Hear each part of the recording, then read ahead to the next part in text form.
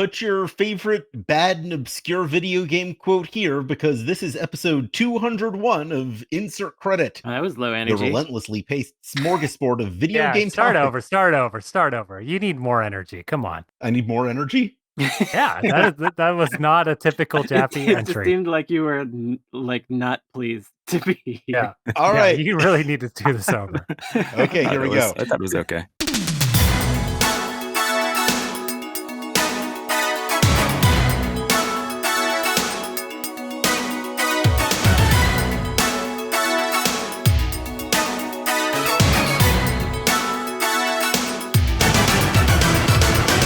Get up on the Hydra's back! This is episode 201 of Insert Credit, Okay. the relentlessly paced smorgasbord of video game topics, where a panel of experts must address every question in the time allotted or find their penalty in the wrath of a horrible buzzer. I'm Alex Jaffe, and if I could make the monsters from any video game into little cheese snacks, it would probably be from the Kirby series. Yeah. Huh, okay. My name is Frank Cifaldi, and if I could make the monsters from any video game into little cheese snacks, I'm going to go with just your classic Dragon Quest monsters. I think those Toriyama designs A little are cheese excellent. slime, Yeah. I And need the those. little bats, whatever they're called, and the cats and stuff. Yeah, those guys. My name's Brandon Sheffield. If I were to put the monsters from a video game into some cheese snack formations, I was gonna say Pokemon at first, but it really just feels like it's kind of it's got a Lunchables vibe to me. Yeah, too many of those guys. I'm not really feeling so. So I'm gonna go with the Doom demons. Get a little round Cacodemon. That's a good mouthfeel. The big Minotaur. I'll bite its head off and stuff. That's pretty good. He's not a Minotaur, but you know what I'm talking about. That big demon guy. Yeah. I think those are going to be like cheese spreads with like other stuff in them, you know? I mean, maybe if it's the 2016 one. Who's that? Who is that? Well, also joining us this week on the podcast is publisher of the newly rechristened Kris Graffin. GameDeveloper.com. Kris Graft is here. Sorry. Yeah, it's me, Chris Graft, and if I was lucky enough to have enough time to think about this while everyone's talking, but for me, any like monster thing from a video game, turn that into a snack. Cheese snack. Cheese snack. Cheese snack. Yeah, sorry, cheese snack. Wait, we're talking cheese snacks like string cheese, or we're talking cheese You can snacks? interpret the question however Okay. you want. It has to All right. remain a cheese snack. Okay, the Clay Fighter roster. But why? They're, they are in. They're Yeah. like claymated. They just seem like they seem already edible, and they're just Okay. like one ingredient away from being a snack in the first place. I don't want to eat Booger Man. Yeah, I was thinking more like those baked cheese Kids will love it. snack crackers, but like this could be like a soft cheese sculpture, I guess. Fried mozzarella. You Yeah. can buy fried mozzarella. I'm sorry, you mean mozzarella. Yeah. It's a mozzarella. If I'm from New Jersey, I mean mozzarella or whatever they say over there. It's weird. Gabagool. Yeah, gabagool. So Gabagool is lunch meats, I believe. All right. Or as someone on Twitter once said that after watching The Sopranos, they now understand that Gabagool is Italian for lunch. Well, let's eat our lunch, by which I mean let's get into the meat of this episode. First, I think we need to talk about the rebranding. Everyone on the panel today has some experience with the website formerly known as Gamasutra. So, That's Oh, we got tons of it. Come on. yeah. So I'd like to talk about the changeover to GameDeveloper.com and what that means for the website and possibly its direction. Well, I'll just start out by saying that one thing that we're gonna miss out of it being called Game Developer is that trade shows will probably stop misspelling it in hilarious ways, which is really I'm gonna unfortunate. miss that. Chris Graft, you got editor and chief Gamasutra, right? Exactly. It was actually a little bit better. It was Gamstura. Oh, Gamstura. Yeah, but editor and chief Gamstura is what I was at. I believe it was GDC one year. GDC's, they share a parent company with GameDeveloper.com. So something got lost in translation. Yep. What the Twitter replies have shown us is that people in the peanut gallery are very concerned about your SEO. So I think you really screwed up by not having an arbitrary name that is extremely old-fashioned, and instead having something that people might actually search for. I think you really screwed up your SEO there. Yeah, it's so weird. Like, I felt like I was being gaslit by part of game developer Twitter, because I'm sitting there thinking, like, for the past many years, I'm thinking we own gamedeveloper.com. You know, it Yeah. makes sense. That'd be like, so it's easy to find. We'll get like new eyeballs, I would think, because if a random person just searches the term game developer, it'll, our site is going to come up. That was one of the things that people are saying, and I'll get into other funny things that people are saying about the rebranding on Twitter. But yeah, the SEO thing. I went to our product manager on Game Developer, and I was like, "This is better, right?" And then he's just like laughing, and he's just like, "Yes, this is better for SEO. Once Google does a web crawl and everything like that, all these changes go into place. It'll take a little while, but yeah, it's the better move. Like, exactly. Like, who searches for Gamasutra specifically unless you know what we are already?" Right. So, Yeah, and we should probably back up for a second. And for people on the podcast who may not know, Gamasutra.com is a website for game developers, and it was the sister publication of Game Developer Magazine in the past, which was more like deep dives into programming and art and specific techniques and stuff. And the company has owned GameDeveloper.com for like 25 years probably, and just never used it. And this change was like something that I was asking for in 2007 or whatever. I was like, why don't we just do that? Because of course, yeah. Gamasutra, it was started with like this mystical idea of, or this idea of general mysticism and weird kind of Orientalist advertising. It was very, Yeah, I saw Frank unearth Oh, that yeah. one on Twitter. Oh, It's boy. like, yike. Yeah, that's what happens when you sit next to a complete library of Game Developer Magazine. I could dig out your skeletons, I love buddy. it. yeah. You know what else y'all own is gamehistory.com. You might not know, but my charity is gamehistory.org. So if you want a little tax write-off, Oh. Go ahead and we'd donate appreciate that yeah. .com. Yeah. I'll look into it. Yeah, the whole name thing. It was on the roadmap at one point as like actually like, okay, like this company is going to do this. And it's on a product roadmap internally, supposed to launch or at least start in 2012. I remember us talking about it. Okay, yeah. So like 2011, we're talking about it. It's on the roadmap to be updated in 2012. Like, this stuff is just like a lot more complicated than people may realize. Like, in like Think Services slash UBM slash Informa, like 3 different company names that we've gone under through mergers, acquisitions, and things like that, have other websites, and they're all on different platforms. And the plan back in 2011 was, let's consolidate the platforms, and that'll help with web development and updating the sites. This is boring, but like it was like there's like so much stuff that happens, and we've just been wanting for it to happen for a very long time. And the fact that it has happened, like, we're like completely thrilled about it, honestly. Yeah, it's good. And now, I mean, not that it's relevant to me anymore specifically, but it was, now I don't have to get embarrassed when I go to other countries and try to say the name. I mean, it's embarrassing in this country, It's plenty embarrassing in America. It is a universal truth that but it's it's a lot, embarrassing. it's Yeah. a lot more embarrassing in 2 countries in particular that I've been to a lot. In Korea, K and the G are often kind of the true usage is somewhere in between a K and a G. And so sometimes I would be introduced by somebody as being from Kamasutra. They would just hit the hard K, and then this guy's from Kamasutra, and everybody would be like, "Oh yeah, cool, I like that website." But it was still embarrassing to me. And then of course the other more embarrassing one is when I went to India, and they were interviewing me as a representative of Gamasutra, because that was why they decided. I mean, for whatever reason, they decided that's how I would be there, even though I was technically there to do game dev stuff. And when I went and met a bunch of teens who were studying game development in India, Oh. and I had to be from Gamasutra.com to some extent, I really admire their restraint of not laughing at me.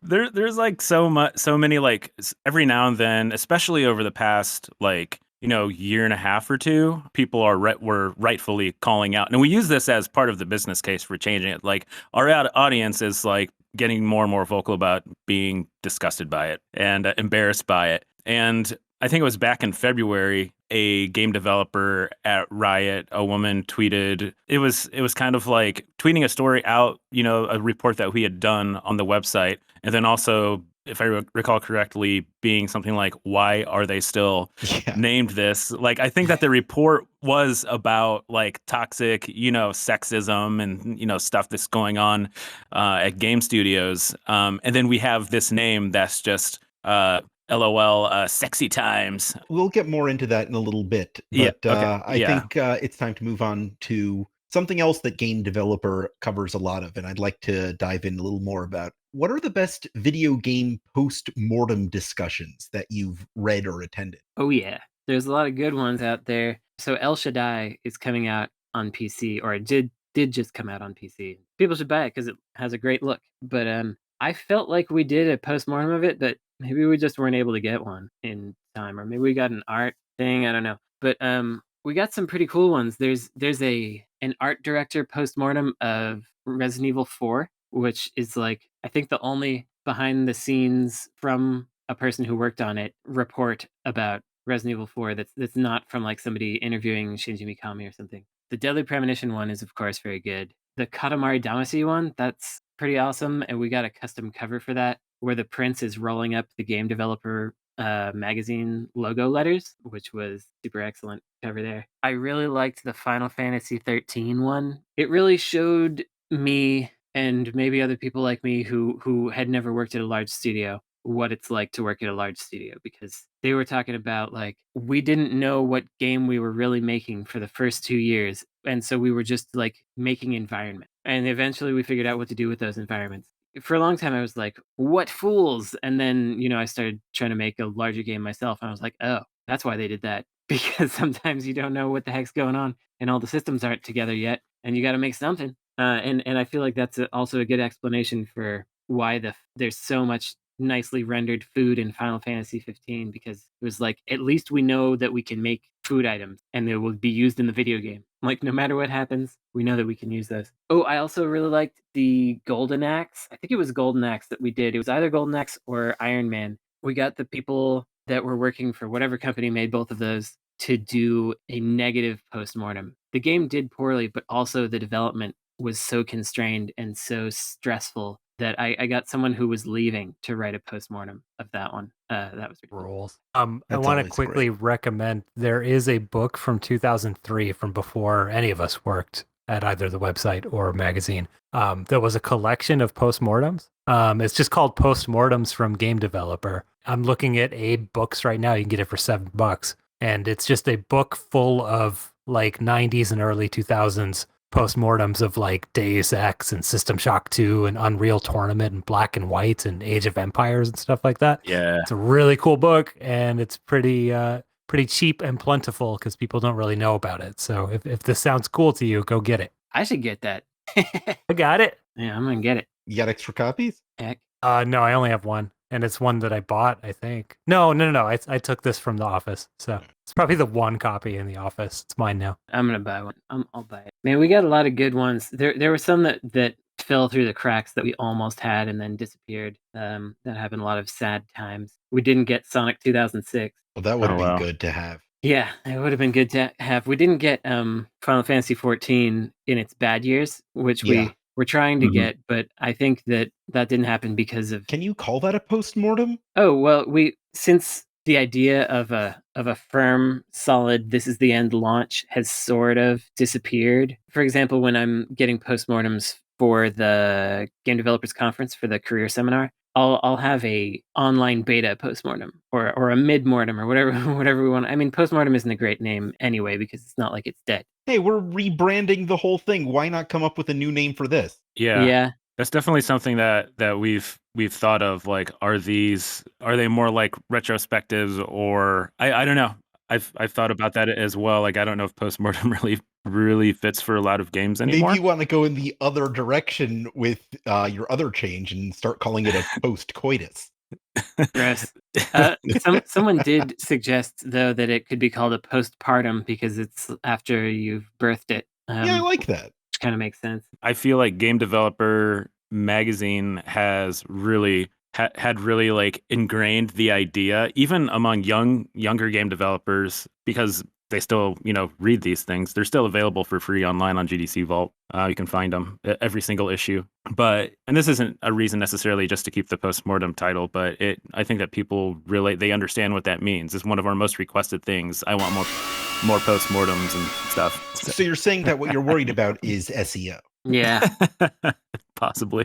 This is kind of a big topic. What are the biggest mistakes that people tend to make when they're just getting into video games? Hey, can I add something, Rico? I'm sorry, now I'm breaking the rules, but I just want to say Monsters from the Id, January 1994 game developer. Monsters from the Id, The Making of Doom. Oh, It's on there, and it's super classic. January 94, is that the first issue? No. Okay. Because it was technically a continuation of the whatever that game developers zine thing that Chris Crawford was doing, I think. Yeah, the Journal of Computer Game Design or something like that. Yeah, that. Okay. Right. Anyway, mistakes that people make when they're getting into a video game. Making or playing? Playing. They're getting, what are these video games about? They I don't know, they impulse buy video games. It's probably a really easy mistake to make because there's a lot of games now that are probably not worth your time. But I don't know, maybe that's a cynical answer. Someone save me from this hole I've just dug myself into. I don't know about it being a mistake, but I think one of the biggest pitfalls is knowing how to control things. And I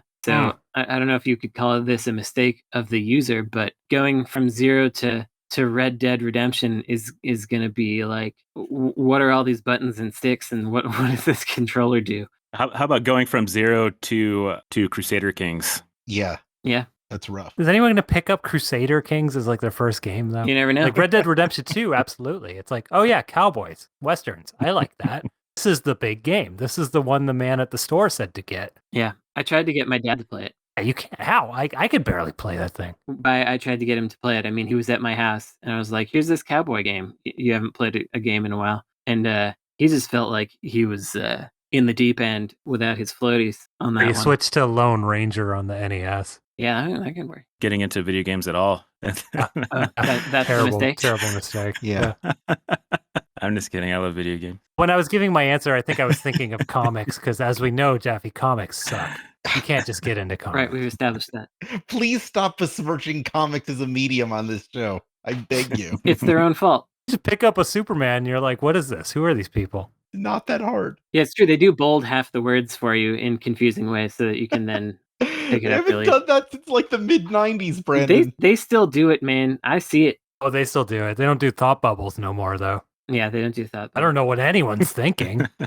Did I tell you that I asked that guy, was it Jim Lee? You did tell me that you asked Jim Lee why they bold random words in comics. Yes. And he was like, I never thought about that. I don't know. I'm going to have to ask somebody. I was like, why are you doing it then? Having met Jim Lee a couple times, that sounds believable. I'm going to start bolding random words on the next game developer postmortem. Actually, wait. This happened in a game that actually people might know now because there's a recent sequel. It's a game called Beneath a Steel Sky. And it was a very scum-like, as in LucasArts adventure games, adventure game. And the text had random all caps words in the same way that comics had random bolded words. And it is impossible for me to play that game. That's how I tweet, just random capitalized words. It had a comic book thing to it because like Dave Gibbons, the Watchmen artist, did like the backgrounds or something. They're going for a comic book thing, but it's just does not work because people just keep screaming random words, and it's can't read it. It's kind of like when people use quotes and headlines too much, and they just read scare quotes. It's like local man buys a bundle of bananas at Trader Joe's. I think the secret is that all the people who do this are just really into Jerry Lewis, and they hear him in their head when they're writing. Local man buys bananas. That's probably what it is. So anyway, the mistake that we came to is just getting into video games at all. It sounds like, right? Like that's there's a lot of stuff. There's a lot of good streaming TV shows. Just watch those. And also, Frank put in a good one the other day. A mistake is buying a nice CRT. Some people make that mistake. Don't do that. It ruins video games for you. Then I like that. play What do you video consider a nice CRT so I can avoid them? okay, so so at the end of the show we do recommendations. My recommendation last episode was do not get a CRT and play video games on it because it will ruin you forever. You will forever see flaws in your HD TV for the rest of time. And I don't even necessarily mean with retro video games, even with like movies when scenes are just panning and you'll start noticing them like skipping, and it's because your screen doesn't black out between frames like a CRT does, so you don't get the illusion of movement. I just did the whole thing again. There it is. Yeah, you did. The good news is once you get a CRT, it never breaks, so you can just have that forever. They do break sometimes. I took mine into the shop, got it fixed up. I was gonna say, Brandon, you just have one that busted. Did I shop in West Oakland? No, he's disappeared. His shop burned down Yeah. because the tax preparing place next to it burned down. Oh, Yeah, it's really sad. I got another question for you. Okay, go I ahead. don't care. You never have, Frank. You never have. Which video game characters have the most complicated morning routine? So, is this one of those Peter Molyneux games, a game that'll make you cry, and the character has a really complicated morning process? That's not what I meant, but good one. Thanks. Complicated morning routines. I mean, one of them's got to be Francis York Morgan in Dang Deadly it. Premonition because like he's the only one who's like every morning I'm gonna get a coffee, gonna do my thing. And then there's also Captain Shenmue. Rio, he's got to get his banana and his apple out of the cupboard every morning. Probably between scenes that you don't see as a player, is him just going, "Huh? What's in this drawer?" Yeah, he's just checking them out. Yeah, those routines are inscrutable. The player character in Animal Crossing is a pretty complicated morning routine, I feel. Mhm. There's probably a lot of just digging through the garbage, going to the store, seeing what they have in stock, looking at I don't know what you do in these games anymore. It's like looking at the A billboard. lot of that labor it just translates mentally and emotionally to the player also. So it's kind of like you're sharing in the burden. Like, well, let me do some light fishing into archaeology. Put a rock behind yourself so that you can position yourself correctly to hit another rock 6 times so that you can get all of the money out of it. Yeah, that's really complicated. Yeah. It sounds difficult to me. Imagine having to do that before breakfast. That's terrible. Morgan Yu from Prey, and I'm just thinking of this because I love Prey. Is that the original one? No, the arcane one. Yeah. He like gets up in the morning and then he is in a simulation. He could possibly, I don't even know like what cycle he would have been on. Like he's been getting up every single day.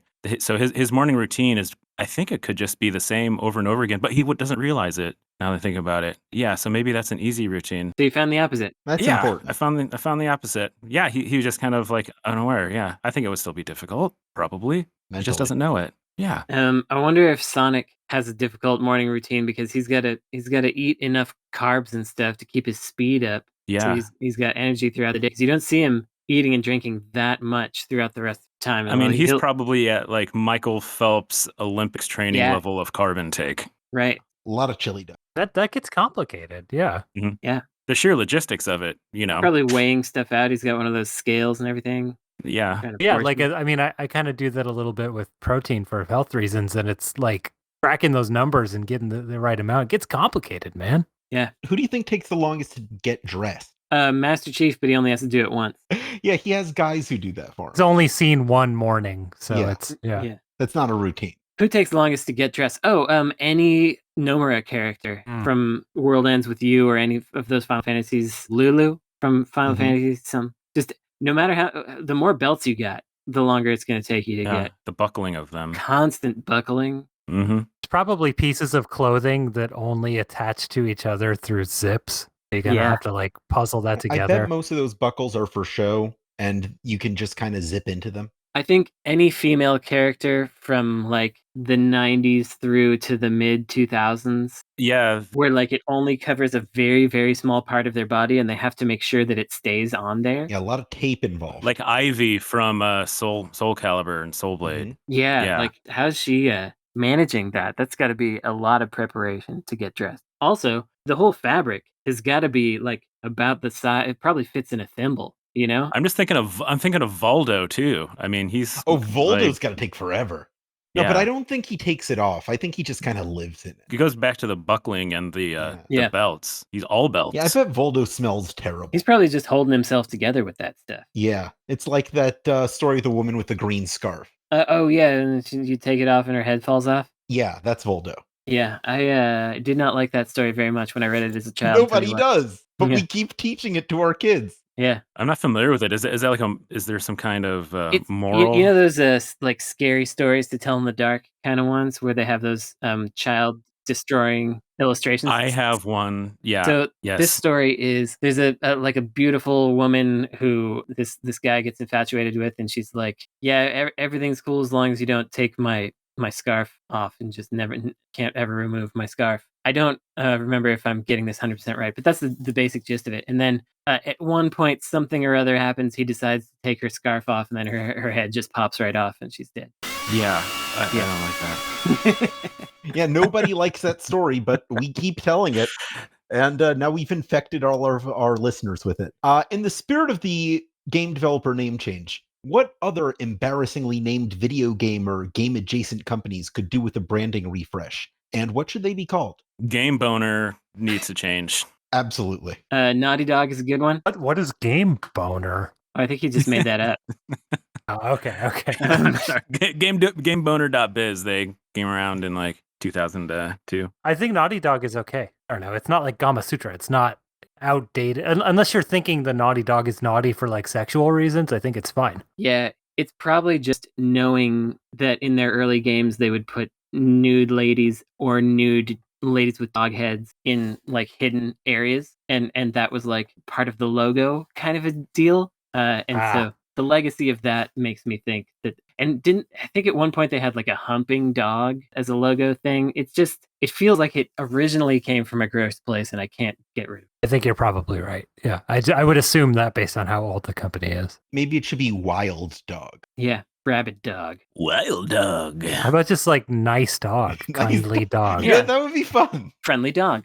Friendly dog, yeah. Could really do with a change ever since 2013 is Gamersgate. Like every time boy. I see that something's for sale on Gamersgate, I was like, what do you Oh, it's Gamersgate. They made their own distribution platform. Does need a change, yes. I feel bad for them. A little bit. What would you change it to? Gamer Mart? Gamer Mart. Yeah. Shop Smart, Shop G Mart. Yeah. G Mart. That can't be taken. No. I'm trying to think of all the gross 90s, early 2000s ones. But I don't think many of them are still around. Like God Games is gone. Gamecock. Yeah. Yeah. You could change God Games to Good Games. Just put an extra O in there. Yeah. That's true. Gosh, there was one that I saw recently, but I can't remember what it was. So it must not have been like terrible, but it was kind of like good.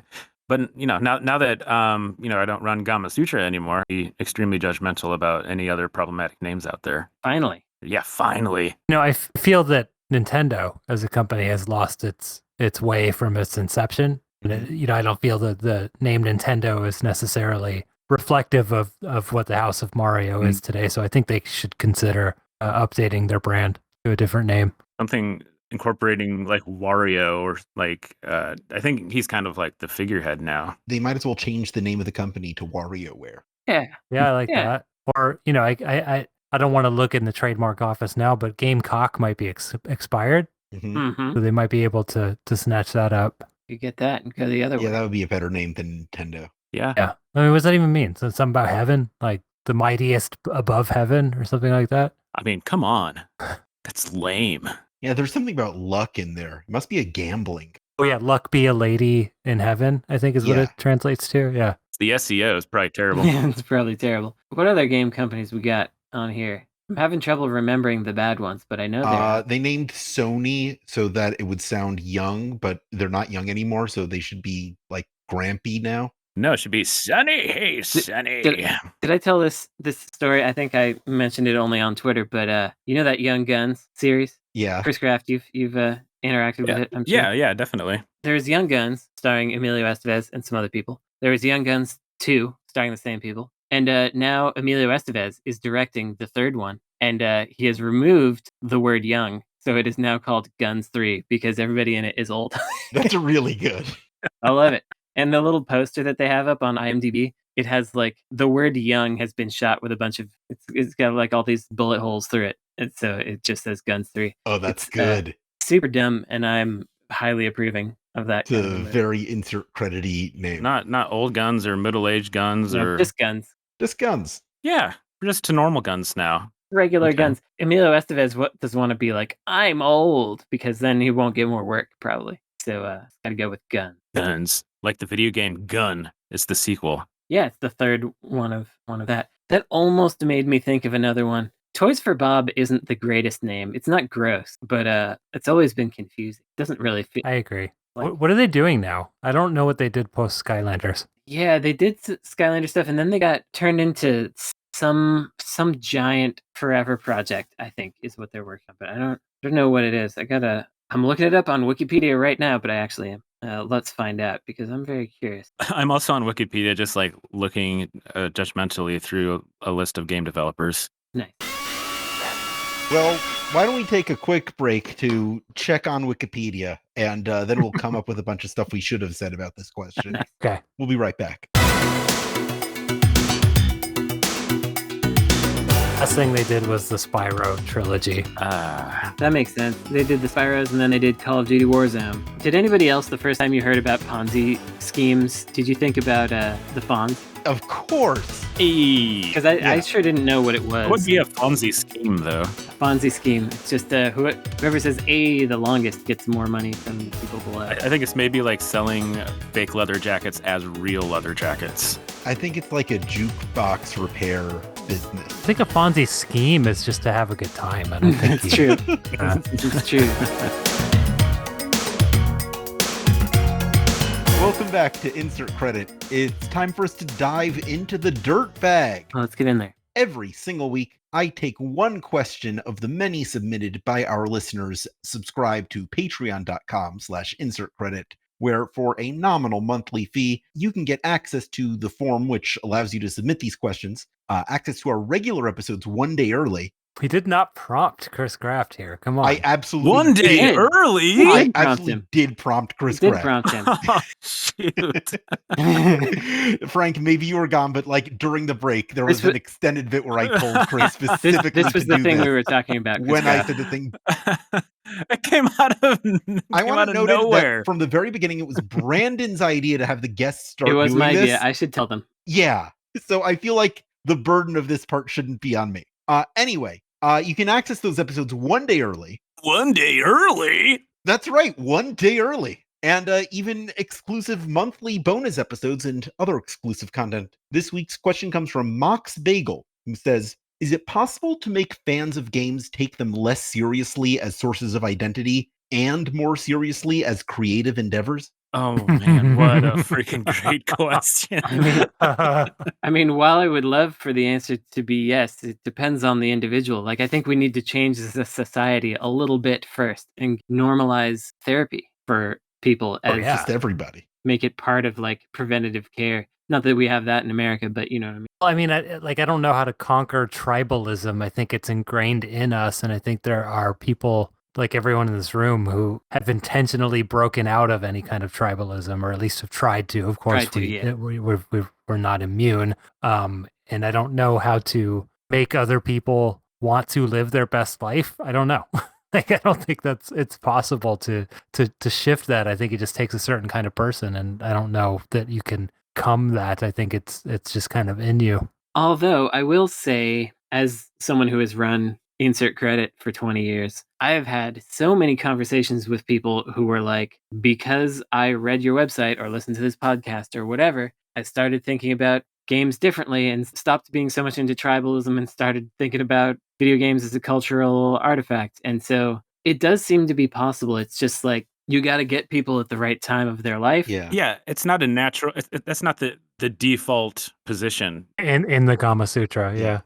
Um, nice. You have to be trained. You have to be trained out of it. It's kind of like when I'm picking up off of like what Brandon is saying. You have to have something like this podcast where people talk about games the way that you do as culture and cultural artifact. I think that a lot of it has to do, I agree with Frank, tribalism. There's also like the consumerism aspect of it where we've, as a society, have become so all about just the consumption of media and not the creation of it. And I think that once people start to think about and understand the creation process behind video games a little bit better, then they'll understand how it's made by people. They'll have an appreciation of it as not just this thing that you download off of, Xbox Game Pass, but it's something that people have poured their lives and their effort and their creativity into. And then I guess that kind of solves the second half of that question about respecting it as a as creativity. Then, it's just gaining a greater understanding of the making of them, I think would go a long way as well. So this was incredible salesmanship just now by Chris Graft, publisher of GameDeveloper.com. Yeah. Saying that his product and solve all of these problems in one go. That's amazing. Absolutely. But good luck finding us on Google. Yeah, it's hard to search for. I've been thinking for the last 10 years, so apologies if I've brought this up 50 times. My memory is so poor. But I've been thinking for the last 10 years or so about the shift that happened in society in general when we stopped identifying ourselves by what we do and started identifying ourselves by what we like. And yes, so we used to be like, I'm a carpenter or I'm a weaver, and those were such parts of our identity that that's why we have the name Smith because there were so many Smiths that were making things. Game Smith. Even in my parents' generation, they would definitely be like, yeah, I'm a contractor or whatever. That's what they would say first, and we still have that to some extent. But right now, there's much less. Like someone's not going to come up to you and be like, yeah, I'm a tech unicorn or whatever. They might, but you want to punch them in the face after they say that. And so you wind up with people trying to identify themselves in other ways, and they do it through the games that they stream or what kind of they're really into anime or they really love horror films or they're a metalhead or whatever. And so you wind up getting different kinds of identity based on liking a genre or I'm getting really into photography and Instagram right now, whatever, that kind of thing. It winds up encouraging I don't want to say a more surface level appreciation of things, but the way that we wind up talking about things and interacting with each other, it's easier to misunderstand and take it as something surface, even if it isn't really. If I could add something to that also, and I completely agree with everything you just said, it's also about the kind of games that are being made and the people that are making them now. I was just thinking when you're saying that, I was wondering to myself, are fandoms inherently toxic? And if you're just looking at games, it's games can be, obviously, as we all know, pretty darn toxic. So it's well, why is that? And then you think of, well, who early on in the industry was making games? It's just one type of, demographic. And that's one thing I'm hopeful for with so many different kinds of people making games.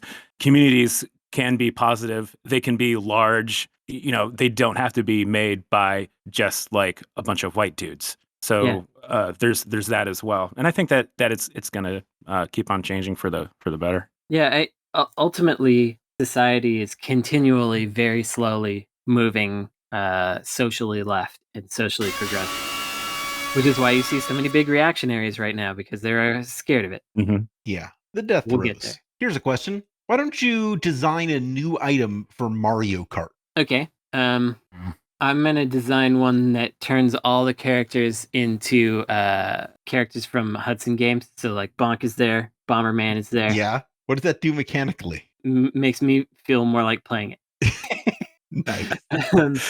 Okay, an item. Let's see. So what do we got? You got your shells. Bananas? You got your bananas. Is there a separate oil slick thing or is it just bananas? It's just bananas, right? There's kind of an oil thing in that there's blooper that obscures your screen. Right. Okay, that's what I was thinking of. There's that. There's the little speed up guy, the little tiny mushroom that makes you go speedy. Yeah, the mushroom speeds you up. And then there's the invincibility. And there's the lightning, which makes everybody tiny. The lightning. Blue and, shell. Come on. Yeah, I said your shells. Yeah, he said They're- shells in general. Okay, Yeah. so the problem is they got a lot covered. If it were the 90s, you would have one that reverses everyone's controls, or something where like it's upside down and it's harder to do. But that's not fun, and nobody likes. Yeah, that. they put that in Mario Maker 2, and everybody hates. Yeah, that's right. I think what they're missing is summons. Ooh, Yeah. say more. I think you should be able to summon elder gods who open the sky up in really elaborate cutscenes. And I don't know, it's like, sort of it's like Zeus, like literally Zeus just like opens the sky like it's curtains. And he like peeks in, right? Do those gods smite, or is that just like Christian gods? They smite, those gods. They smite. He smites. He's got lightning bolts. What do you think he uses them for? Exactly. So just like freaking Poseidon, like just with a giant wave. All right. Yeah. We're inventing a Hades cart right now, which I would play. No, it has to be within the Mario universe that these gods appear, because like that's what makes them so scary. It's like this doesn't belong here. This is like, wrong. Yeah, what's happening? Yeah, that's what like it's missing. Deadpool showing up in whatever in Mario Kart. Yeah, in Mario Kart. It should be the Roman gods because Mario's Italian. Mario's Italian. Right. There's a couple of game mechanics coming back, like portals, and time loops also. Maybe every player who is in an odd position on the roster at that moment when they get the special item, I don't know what it would be. Like every odd character turns into a portal, and then the rest of the characters are dodging. To drive through them. Yeah, and then maybe you'll end up, in a 2D randomly seeded Mario Maker game, and then you have to complete that level. And then once you complete that level, then you get back into your cart and then try to win after that. Yeah, maybe like one of those origami guys from the latest Paper Mario. Yeah, it's like the big pencil case. Yeah. I like where Chris is going, because I feel like what most racing games could use is not being racing games. I want to play something else. So I could suddenly play like a platform game in there. I'm much more interested in that. You get dropped into a match of Super Smash Bros. With the other people that fell in the portal. I don't know if that's more of a lateral move for me. Oh, but sure. Okay. We'll drop him into Virtua Fighter. Yeah. Okay, there we go. Okay, there we go. Where I thought you were going with this was you'd have a portal gun, basically. You could either shoot it onto the ground behind you and then shoot the other side somewhere else. So like whoever hit it would wind up flopping out a wall or something. Or you could shoot it in front of yourself, and then you would just transport straight through wherever you were going. That'd be pretty interesting, but it would be very likely to break the game completely. But that's fine with me. What about a time loop mechanic? I don't know how you would do a Racing time game. loop in a racing game. Yeah. I think it would be very difficult. Maybe it'd be in the story mode. Yeah. A single player only. Yeah. Yeah, the single player only story mode. Yeah, that could work. What about an item that makes the course longer so that it's 4 laps instead of 3? Yeah. Like it buys you time to catch up. Okay, I kind of like that. But I don't think it should be an entire lap. I think that's too much. Here's one. It's basically a Katamari thing where you can attract nearby players and attach them to yourself, and then you can like fling them away. But you could just like try like the gravity gun. Yeah, you can just grab everybody. But of course, that would be. It would have to have a time limit so that you couldn't just grief everyone forever. Ooh, and it could be the Poltergust from Luigi's Mansion, like a vacuum. There we go. Ooh, yeah. And it's a special item that Luigi gets. Mm-hmm. Stop talking, Graft. Yeah. The time for speaking is over. I'm checking the calendar, and it looks like we're overdue for another trip to Violence Island. Ooh.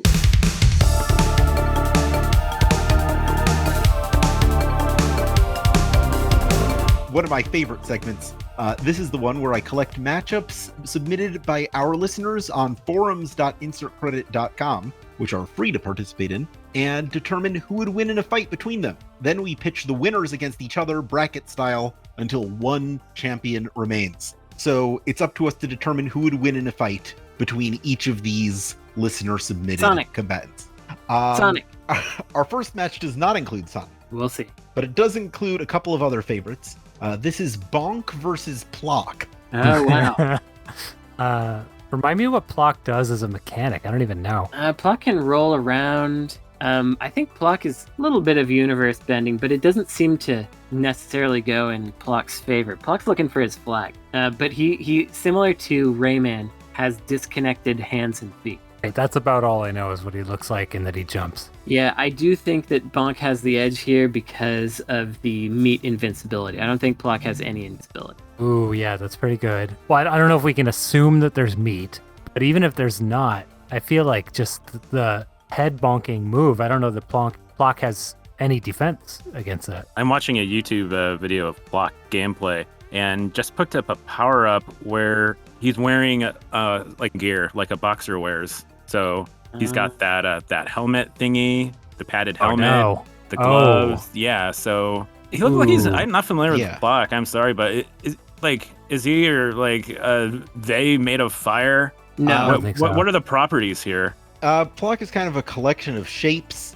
They can launch their limbs independently or rotate them like a buzzsaw. Oh yeah, the legs are connected. They're just the loopy around. I always assumed Plock was kind of made of cloth. Plock always looked like cloth to me. But yeah, but then they can shoot off their arms and legs and things. Yeah. And I think that's pretty good. But the fact is, Bonk can by default twirl in the air almost infinitely, and just has the things that Plock can do that defend against Bonk are power-ups, but Bonk's power-ups are stronger because there's invincibility involved. So I think that ultimately Bonk wins. I'm going to vote for Plock because I think Plock is sharper, and I think Bonk is just kind of a prehistoric baby and probably has a fontanelle that hasn't closed over entirely, and I think that's going to be what takes him down. Bonk has deeper pockets, though, so you have to take that into consideration. Yeah. More finances. Can Plock shoot their limbs by default? Yeah. No, not by default. Okay, so Bonk does not have It's not by default, any... is it? Or is it? I think it is. I think it is. Okay, all right. The rule maker just said it is. Okay. So My mistake. Bonk does not have a projectile attack. True. So Plock could just keep their distance and Yeah, I guess just- Plock wins. Yeah. All right, Plock's our winner. Our next match is Shadow the Hedgehog versus Wario. Shadow has guns. I mean, man. Shadow's Yeah, I always know. going to win. Those That's guns. easy. Yeah, Shadow has guns and he has chaos control. He can freeze time. I think Shadow wins. Yeah. It's an easy one. Yeah, in a Sorry, pretty Wario. violent, gruesome manner too. Yes. Well, now Wario has money. Could he fix the match ahead of time? I wow. don't think Shadow can be bribed. He has principles. That's Really? the problem. What if you have his kidnapped identity? I don't know what his motivations are. Yeah, what is Shadow's motivation? Finding himself or something, right? Yeah. Yeah, what if he's got that on him? He's like, if you kill me, you'll never know your secrets. That's just how he sounds. I don't know if Wario. Oh, that was I don't know Wario. if he has the follow through to go through like. I on a thought you were being multi-stage plan Shadow like that. there, Frank. No. Which is funnier to me. I would love for Shadow to sound like, I have your secret. Wow, I'm gonna win, Sonic. I'm gonna shoot you with my gun. I think right. Shadow wins. Shadow wins. So I think the Wario argument is basically All the right. Batman argument. If you're just like throwing money at it, so I don't like that. No. Okay, Shadow wins. Our next match is Blake Stone from Blake Stone Aliens of Gold versus As we all know. Jazz Jackrabbit from Jazz Jackrabbit. So let's find out who that first guy is. He's kind of an Indiana Jones ripoff in the same way that Jazz Jackrabbit is his own genre ripoff. Okay, well, Jazz Jackrabbit has guns. Blake Stone has guns, Oh, buddy. okay. Are they as good as Jazz Jackrabbit? Blake Stone is like first-person Wolfenstein guns with sci-fi stuff. Jazz just kind of jumps around and. Okay, but Jazz can jump around. Okay. Yeah. But Blake Stone cannot. Right. So we've got two melee fighters with guns. One of whom can only strafe. The other one can jump and dodge bullets that way. But can't strafe, right? Because they're in a 2D plane. Jazz can't go into the third dimension. So I don't know. We probably shouldn't count. Draw. Let's It's a assume draw. they can. Let's assume they both can. Someone has to win. Well, if they both can, then only one of them jumps. So that's Jazz Jackrabbit. Yeah, I feel like Jazz has enough of that Sonic the Hedgehog property to him to give him the agility bonus. I know this is going to be Jazz versus Shadow. This is what's going to happen. Could be, depends on the next match. This next match is Takayuki Yagami from Judgment versus Phoenix Wright. Oh man, Oh, I mean, man. the thing is, Phoenix Wright doesn't beat anybody up. He is in Marvel vs. Capcom. That's true, but he's just like thinking or dropping his briefcase. I mean, he does hit people, I guess, but I don't No know. contest. Sorry. I feel like Mhm. Mr. Judge Eyes has he's got the killer instinct. Mr. Judge Eyes. He's been through the court system too, so he could also, win on a Mhm. legal.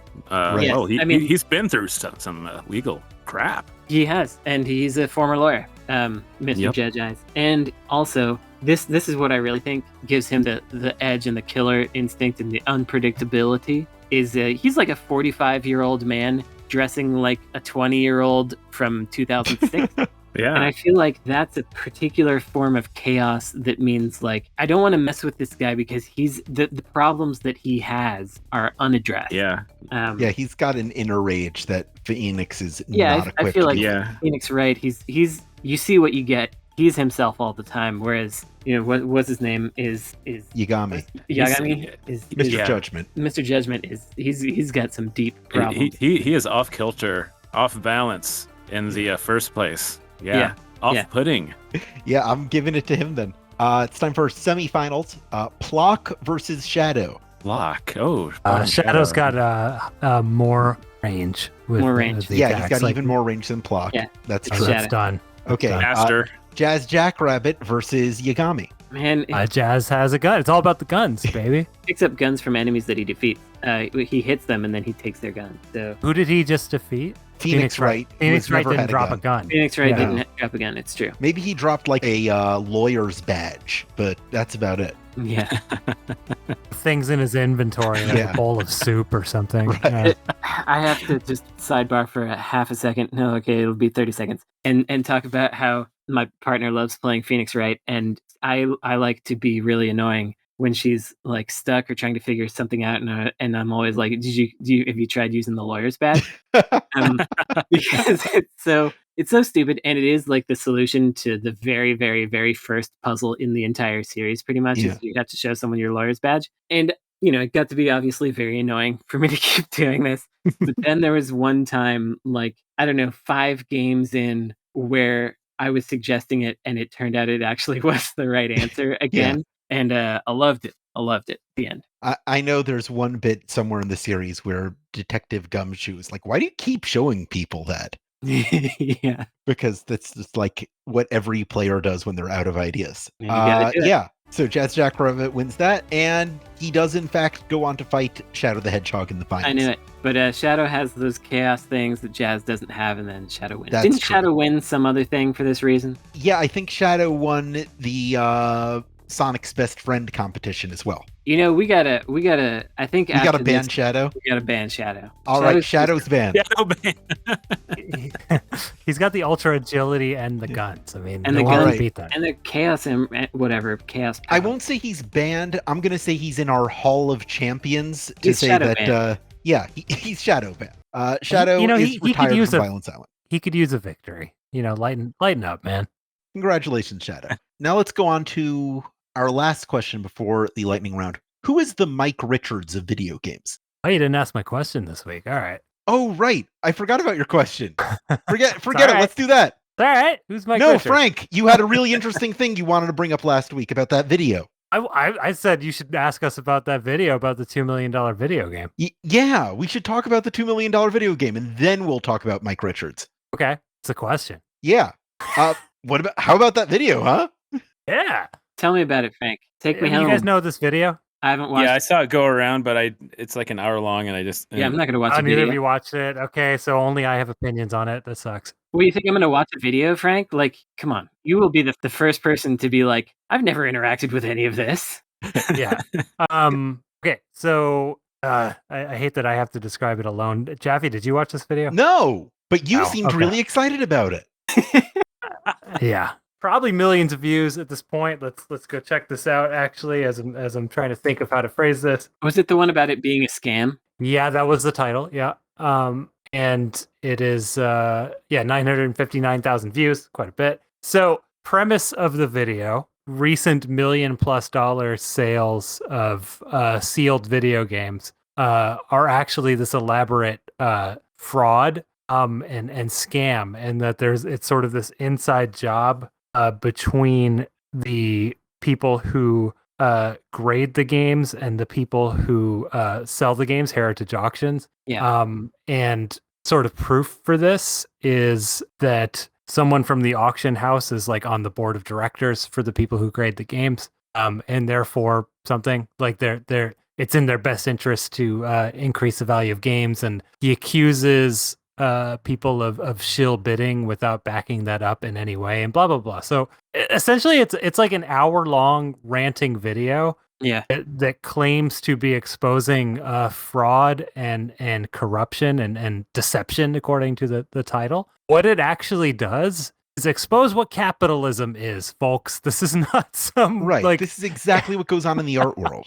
This is not some interesting inside scoop in this very specific field of video games. Like this video is just like AB's first introduction to why capitalism sucks, and it's been really weird seeing the reaction to it. Exact same thing is happening in comics too. With there's only and Alex, you I'm sure know more about this, but I have a friend who collects a lot of them, gets them graded. There's maybe like 2 main houses. They're like, and it's going to become one possibly at one point, and you pay like hundreds of dollars to send in your comic book, have them give it like a 9.6, and then they send it back, and it's kind of like supposedly worth X amount of money. 9.6 sucks, though. You need that 9.8. Yeah, yeah, Frank, you know this too. I don't really know where to go from there. I mean, like it's, the reaction has been mostly from people who are already mad at the idea that people pay a lot of money for video games. Mm-hmm. There's been no actual discussion that's been interesting around this video, and it's just really annoying. And something else that was really annoying about this video, since I'm just ranting about it now because I'm the only one who watched it, it starts out with like, by the way, we're not talking about like real video game collectors. We're talking about people who buy things as investments. And the premise of this entire hour is that there is a sort of like purist view of who's allowed to buy video games. It feels like 2 freeway exits away from white nationalism, and it's really creepy. But people are engaging with it anyway, and I don't like the way that people are engaging with this. And also, I should also do the full disclosure thing, which is that Wata Games, which is the grading house that is accused of being in the center of this fraud ring or whatever. I do contract work for them. I've talked about it on the show, in fact, evaluating prototype video games.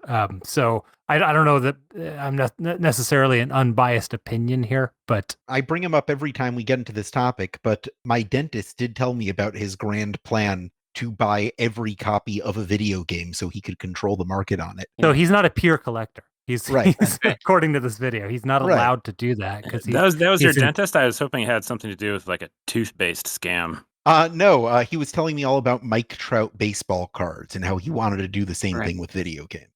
So the thing that this reminds me of is the idea of collusion that those Gamergator people were talking about, which it's straight up, that, and there's I forget the guy's name, but there's this like independent reporter who writes these really long ranty things about this that they read like a Kiwi Farms thread, where it's just like, we now have proof that the guy Bronte on the forum, his real name is blah, blah, blah. And it's like, yeah, I knew that already, too. But it's like, it's just this kind of ranting investigation that it seems to come from a place of like not actually interacting with humans. You know what I mean? Like not understanding that there are communities and structures of just normal ass people who do things. Exactly that.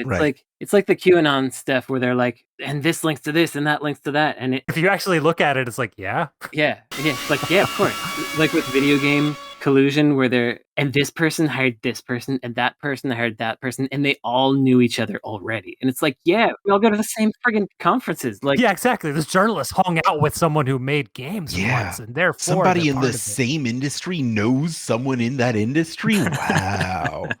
Wrapping up on that though, like people are watching this video and they're like, that's why video games are expensive. No, this video is specifically about like the ridiculous high-end purchases. Video games are expensive now. It's not because of that. It's because everything's expensive now because we're in a pandemic and people with wealth were bored and drove up the prices. The end. Right. Back to my question. Who's the Yes. Mike Richards of video games? So Mike Richards, I remembered who it was. Mike Richards is the guy who was executive producer of Jeopardy, who then possibly installed himself or got installed, and then immediately it was discovered that he was a milkshake duck style situation and had said and done a lot of abhorrent things, and then he got out of being the host, and then a week later, because of internal strife within the company, he was ousted from being the producer as well. I don't know if we have that person because I feel like And hit both of those things. That's so that guy wins whatever that game is, hitting both of those things. Right. Yeah.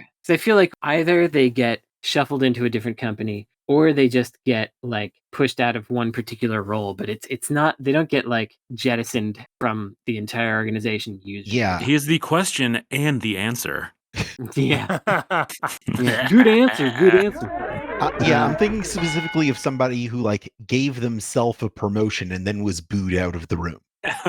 Well, what I keep thinking about is, and we glossed over this, he was the new permanent host of Jeopardy, and he filmed one day before being fired as the host of Jeopardy. Right, yeah, that's pretty good. I have a sort of an in-games answer, which is like within the narrative of a game, which is Metal Wolf Chaos. The vice president like takes over and claims America, and then the president has to come back and oust him. That's a good answer. It sort of works. Yeah. Sort of works. I'll accept that. It can be fictive. Yeah, I mean, it should have happened in real life, but we know that all those Ubisoft bros are going to be fine. But Mike Richards is probably also going to be fine. He's just going to go, I don't know. It's so hard to do a video game business analog here because there's never there's not an announcement that David Cage is directing the next Super Mario Brothers or whatever.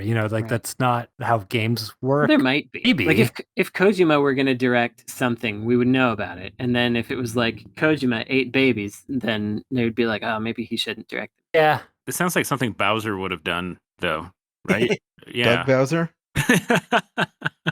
I mean, I guess that did happen. I don't know. It just sounds like a situation that the character Bowser, possibly Doug Bowser as well, would have gotten himself into. Bowser's our answer. That or the vice president from Metal Wolf Chaos, which means I think it's probably. It's time to go on to our lightning round. This week we're playing one of our old standbys, name design. This is where I give you the name of a thing, and you have to design a game about it just based on the title alone.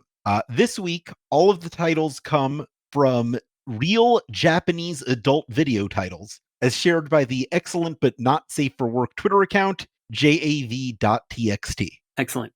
Were you waiting for a reaction or? Yeah, I was waiting for you to be like, yeah, I'm ready. Oh, that account. Yeah. All right, cool. All right.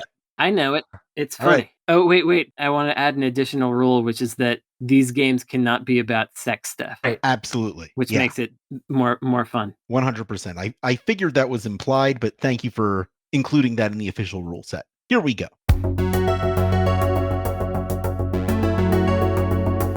Number 1. She's ready for an adrenaline-fueled explosion.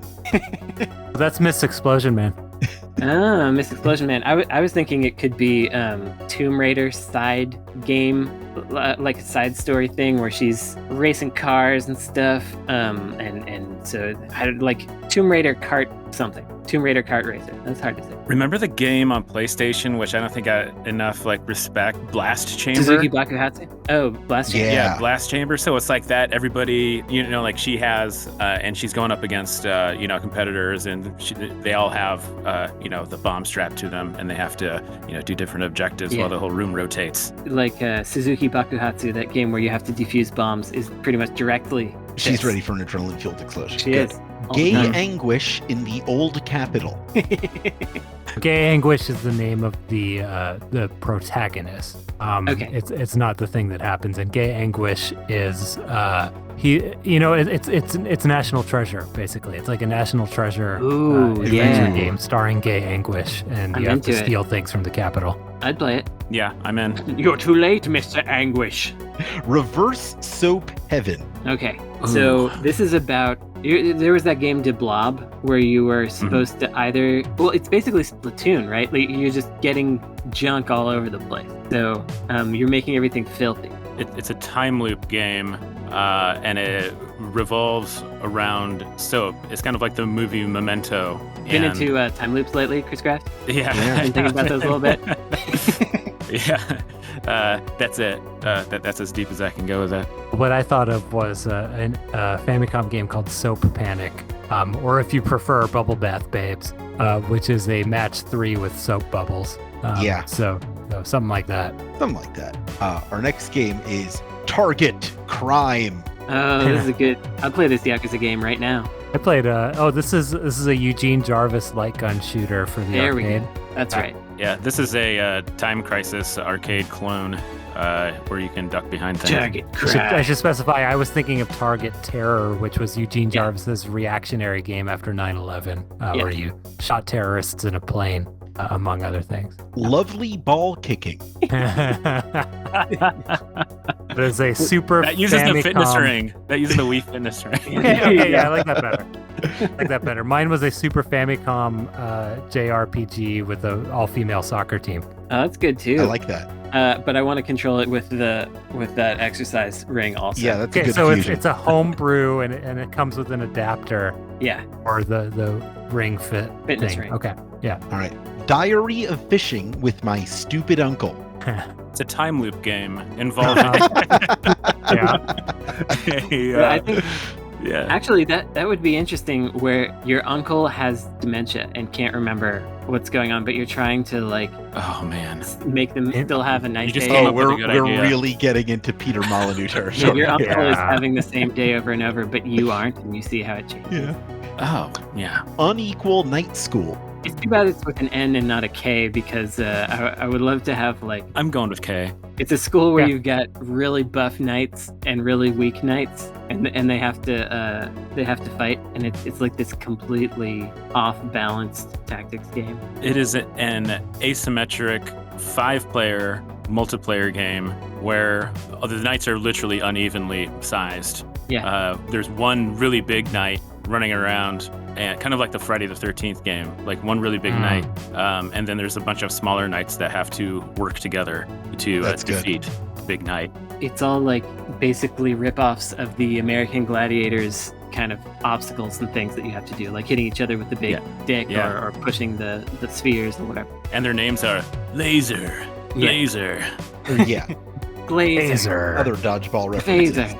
The biggest recession in 100 years. Be nice to all homeless. Ah, okay. It's like Animal Crossing meets, or like Stardew Valley meets Tulip, where nobody's doing that great, but everyone's trying to help each other out, and you sort of build a community together and make something sustainable. That'd be a pretty nice game. Yeah. Yeah.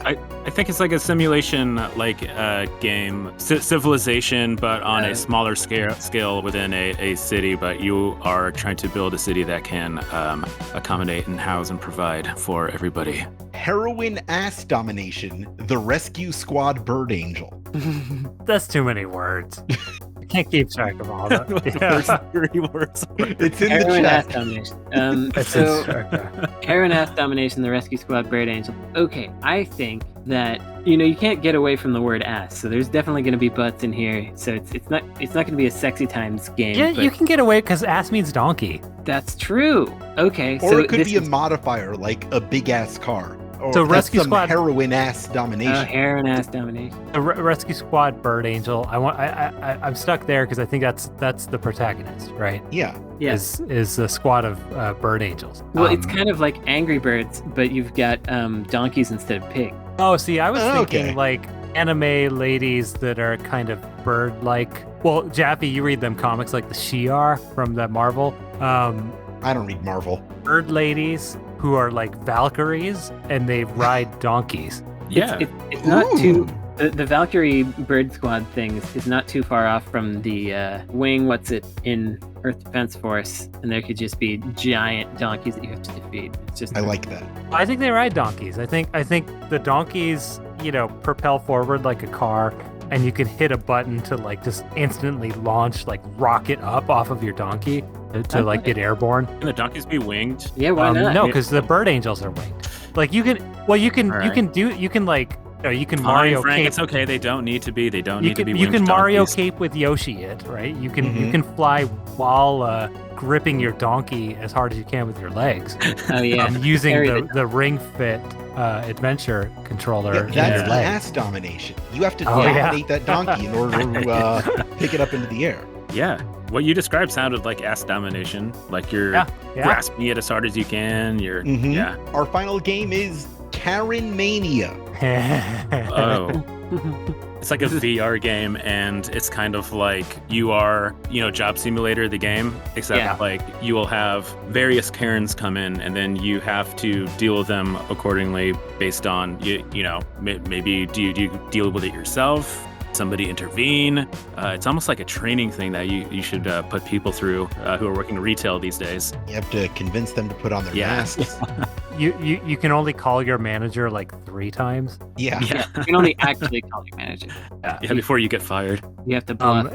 You can sort of gauge which type of Karen is approaching you by what types of highlights they have in their hair. Right.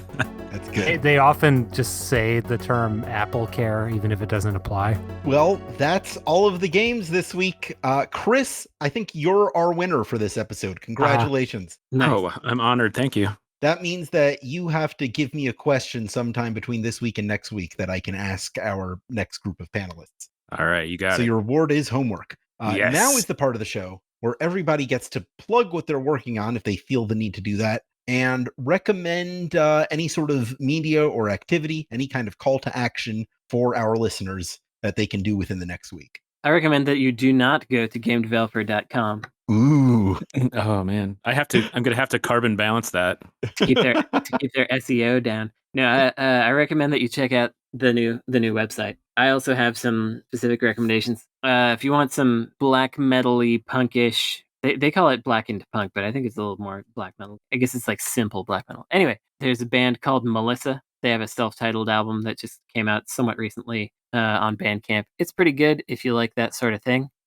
If you are in Oakland, California, I'm going to recommend that you go to Hesher's Pizza, which is, I mentioned it, I think in the, it's in the Episode 200. I think we cut out most of the mention of it in the public one because it was too long. So it may not be in there. It might be in a bonus credit, whatever. Anyway, it's a pizza place that was started by a friend of the show, Zach McCune. Delicious McCune. That's what some people call him. And it's pretty good pizza, and it's interesting and it's something that you can have an opinion about. So if you go there, bring cash, tell Zach McCune you came there from insert credit, and maybe he'll set you up with the works. So it'll get extra taste. Yeah, for we you. should set up an insert credit special. Just like the absolute most controversial toppings on your pizza. We actually probably are going to do that because back when we would all meet up around here, we had a pizza called the Insert Credit. And Zach McCune is going to replicate it over there. Ooh. He says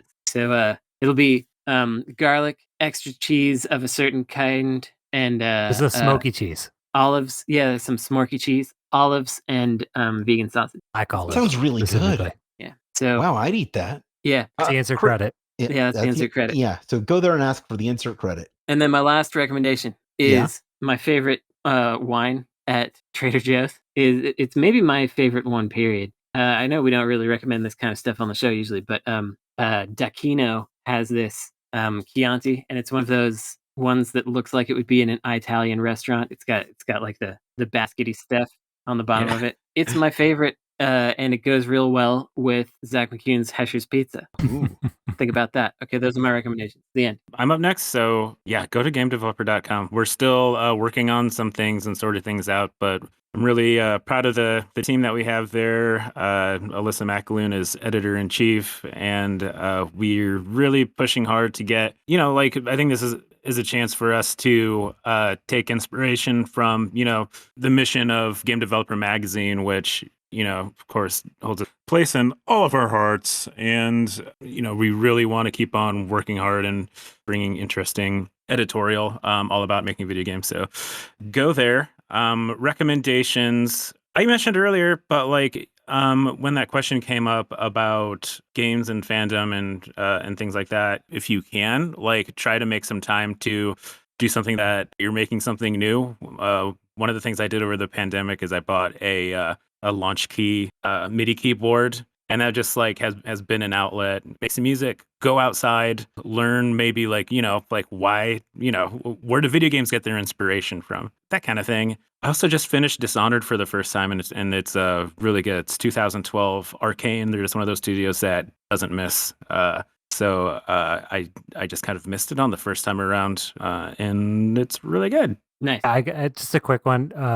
Psychonauts 2 is pure joy. It's just very happy and fun. Oh, that's great to hear. I having a blast with it. And if you got a decent PC, man, it's running 120 frames a second in 4K. I think that thing is very, very optimized. It's I'm not going to call it beautiful because I mean character design in that game is it's Psychonauts. It's been like 15 years or whatever, and I don't know that It looks how it looks. I don't know that it's necessarily appealing, but man, good texture work, stuff like that. Good looking game. Would I like this game, Frank? I didn't play the original because I didn't like the character design, and I'm looking at the the new one, and that's what makes me not want to play it this time also. It leans to character design further, I feel like.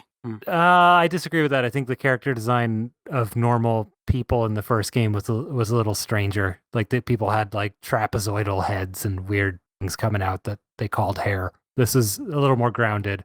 I think it's a really good platform game. It's a really good platform game with Tim Schafer writing all over it. And if that sounds appealing, I think you would like it. Yeah. Yeah. I haven't played a good 3D platform. What I've played so His far. acting's really good. Like Richard Horvitz is Raz, the main character. He's Invader Zim. He's kind of got a fun, scratchy voice that I enjoy. Always a delight. I would like to recommend something at this point. I heard some Superman slander early in the show, so I'm going to recommend a Superman comic. I think everybody should read Superman Smashes the Klan by Jean Luen Yang and the Japanese art team Gurihiru, which is an adaptation of the 40s radio serial where Superman exposed the Ku Klux Klan in Metropolis's own backyard. The problem is it sounds like a joke. It's not, though.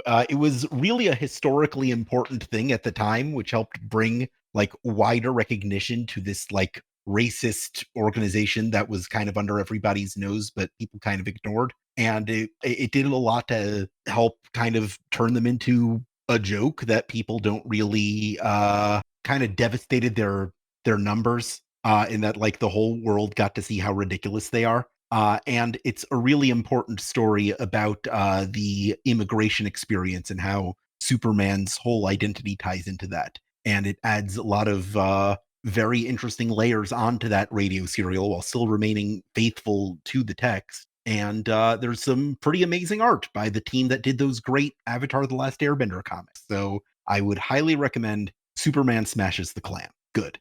Great. All right. Here's some other recommendations for you. I would like to recommend that if you're listening to this show on any platform where you can subscribe to or review podcasts, that you engage with us in that way to keep the algorithms pushing us upwards and forwards. You could also go to patreon.com/insertcredit, where you could become a patron to submit your own topics, get our regular episodes 1 day early. Your turn, Kris Graft, to say 1 day early. 1 day early? 1 day early! This might be too complicated. This was a great idea, Brandon, prompting the guests to do this part. I don't think it's going to work. It's really gone well every time we've done it. Yeah, I think maybe I'll just stop. And even access monthly bonus episodes and other exclusive content. You could also join us on forums.insertcredit.com and follow us on Twitter for our own personal updates and project. The show is at Insert Credit. I'm at Alex Jaffe. Brandon is at NecroSofty. Frank is at Frank Cifaldi. And Kris is at Kris Graft. Brandon, why aren't you at Brandon Sheffield? I don't remember whether Brandon Sheffield was taken. It might have been. But I think one of the main things was I was like, Twitter is stupid. I'm only on here because you all are making me. This was my mentality That going in. doesn't sound like you. I know. I was like, the only thing I'm going to use this for is because people say that it's necessary for promotion of your game company, and I was starting my game company. And Necrosoft was not available, and still isn't, unfortunately. It's very difficult for me to get because some guy in Russia who's been tweeting out like scam links has it, and I can't get it from it. Anyway, so I went something one letter off of Necrosoft, and then that's what it wound up being. All right, Secret Origin Stories right at the end here. This show is edited by Esper Quinn with music by Kurt Feldman. Once more, and I really hope you remember this part, I'm Alex Jaffe. I'm Frank Cifaldi. I'm Brandon Sheffield. I'm Kris Time Loop Graft. And you have now completed the episode. Congratulations.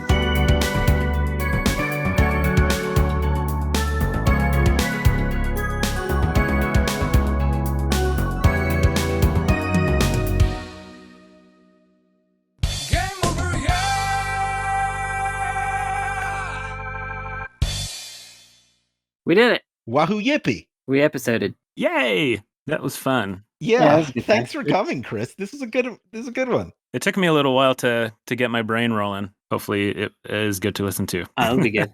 I think it will be. Gotta roll that brain. The old brain roll. I think it'll be a rollicking good time.